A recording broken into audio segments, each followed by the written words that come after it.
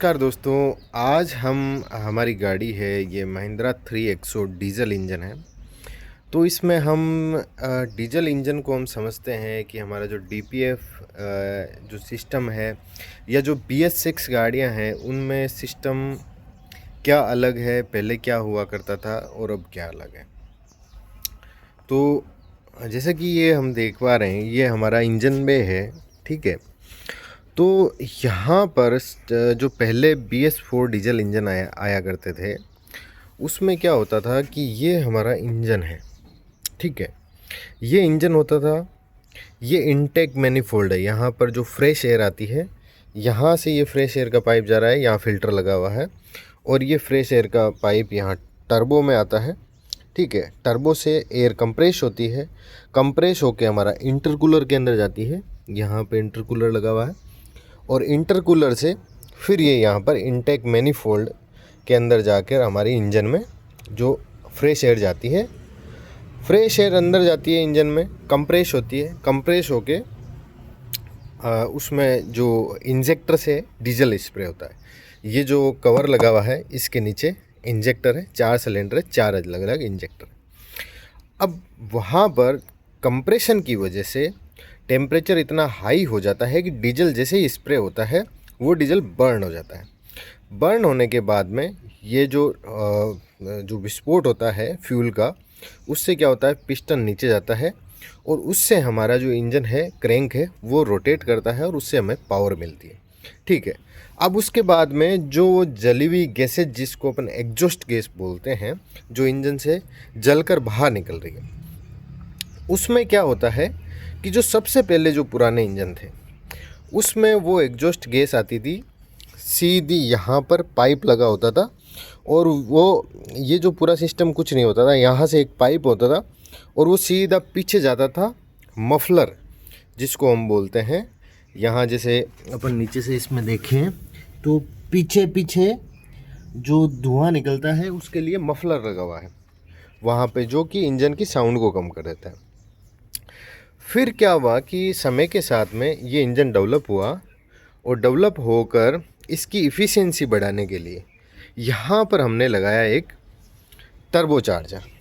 ये जो सिस्टम है इसको बोलते हैं टर्बोचार्जर। यहाँ पर लगा हुआ है टरबाइन और इधर ये लगा हुआ है कंप्रेसर। ये टरबाइन है इसके नीचे और ये सामने जो दिख रहा है ये कंप्रेसर है।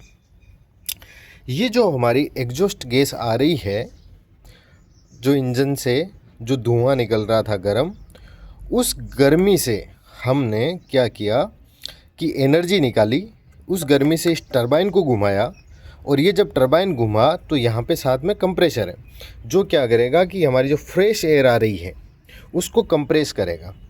अब कंप्रेस करने से क्या होगा कि एक तो इस जो अंदर एयर आ रही है उसका टेम्परेचर बढ़ जाएगा, ठीक है। और अब टेम्परेचर बढ़ जाएगा, वो हम नहीं चाहते कि इंजन में हाई टेम्परेचर जाए। उसके लिए हमने क्या किया, यहाँ से एक लाइन ली और इंटरकूलर लगाया।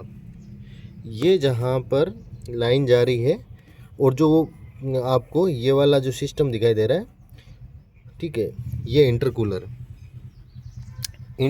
से अपनी जो फ्रेश एयर है इसको हमने वापस ठंडा किया, ठंडा करके फिर से इसको इंजन में भेज दिया, ठीक है।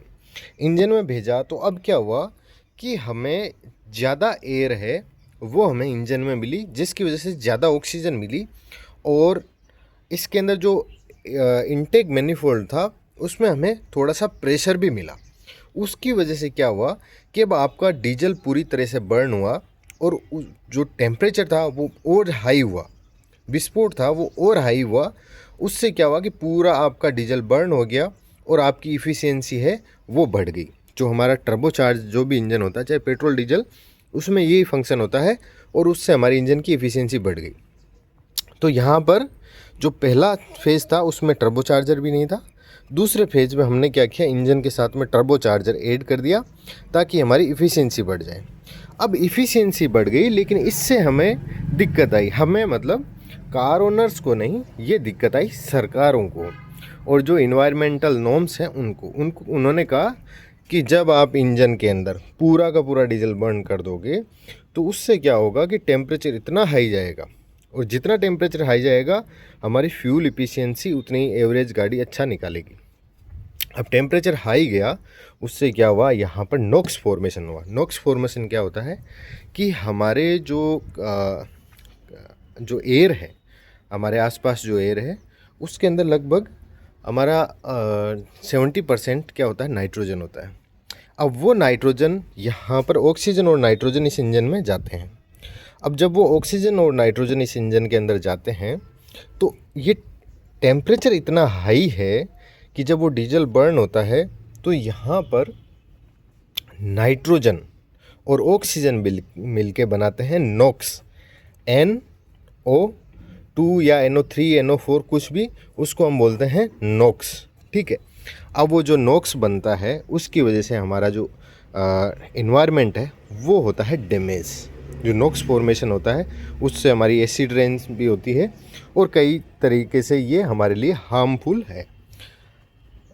अब हमने क्या किया कि इफ़िशियंसी तो बढ़ा ली, लेकिन हमारा यहाँ पर नॉक्स फॉर्म होने लग गया, जिसकी वजह से सरकार ने कहा कि नहीं, आपका ये डीजल इंजन है उसको आप थोड़ा सा चेंज करो, ये नॉक्स हम नहीं चाहते कि ये फॉर्मेशन हो। तो अब हमने क्या किया कि हमको चाहिए इफ़िशियंसी भी और टेम्परेचर भी उतना नहीं जाए, तो उसके लिए हमने यहाँ पर लगाया एक EGR वाल्व। ठीक है, वो यहाँ से दिख नहीं रहा। ठीक है, अब वो EGR वाल्व हमने लगाया, उससे क्या हुआ, EGR वाल्व ने क्या किया कि जो एग्जॉस्ट गैस बाहर आ रही थी, इससे एग्जॉस्ट गैस जो इधर आ रही थी इस पाइप में, वो एग्जॉस्ट गैस पाइप में नहीं आकर थोड़ी सी एग्जॉस्ट गैस वापस हमने उसी इनटेक सिलेंडर में डाल दी, इंजन के अंदर वापस भेज दी। अब क्या हुआ कि यहाँ से जो ऑक्सीजन जा रही थी फिर से उस ऑक्सीजन की क्वांटिटी कम हो गई और वो टेम्परेचर उतना नहीं जा रहा, उतनी एफिशिएंसी भी नहीं मिल पा रही और नॉक्स फॉर्मेशन भी रुक गया।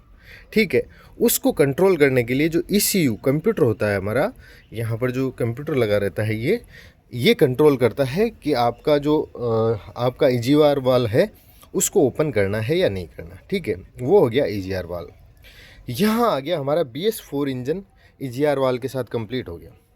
अब फिर आया BS6 इंजन। उन्होंने कहा कि जैसे अपन इंजन का गियर चेंज करते हैं, फर्स्ट से सेकंड जाते हैं, सेकंड से थर्ड जाते हैं, या हाई गियर में गाड़ी जब भी उठाते हैं तो क्या होता है कि यहाँ पे अनबर्न्ड मतलब पूरा डीजल बर्न हुआ नहीं है, और वो आपका यहाँ पे जो अपना पाइप था उसके थ्रू, मफलर के थ्रू जो एग्जॉस्ट गैस के साथ निकल रहा था उसमें कार्बन पार्टिकल निकल रहे थे। तो उन्होंने कहा हम एक छलनी लगाएंगे। क्या लगाएंगे? फ़िल्टर लगाएंगे। तो उन्होंने लगाया यहाँ पे DPF, डीजल पार्टिकुलेट फ़िल्टर। यहाँ से इन्होंने बिल्कुल कि अब कुछ भी बाहर नहीं जाएगा। अब इन्होंने DPF लगा तो दिया, दिक्कत यहाँ हुई कि यहाँ जो छलनी लगाई जिसको डीजल पार्टिकुलेट फ़िल्टर बोलते हैं, इस यहाँ पर ये छलनी लगी हुई है, ये वाला पोर्शन है आधा पोर्शन DOC होता है, आधा पोर्शन DPF होता है। DPF में इन्होंने छलनी लगाई, उससे क्या हुआ कि जो डीजल इंजन के अंदर जो डीजल अनबर्न्ड आ रहा था वो यहाँ के जम गया। ठीक है, और ये होने लग गया चोक होने लग गया। तो क्या करें? तो इन्होंने कहा कि हम एक काम करते हैं, यहाँ से थोड़ा सा एक्स्ट्रा डीजल डाल देते हैं, मतलब जब ये पूरा चोक हो जाएगा तब हम यहाँ इंजन के अंदर कुछ एक्स्ट्रा डीजल डालेंगे, वो जलेगा नहीं, इंजन में नहीं जलेगा, यहाँ आकर जलेगा। अच्छा, यहाँ आकर कैसे जलेगा? तो इन्होंने जो फ़िल्टर था, यहाँ जो आपका फ़िल्टर लगाया है, उस ये जो एक स्टेनर के दो, छन्नी के दो, इससे पहले इन्होंने एक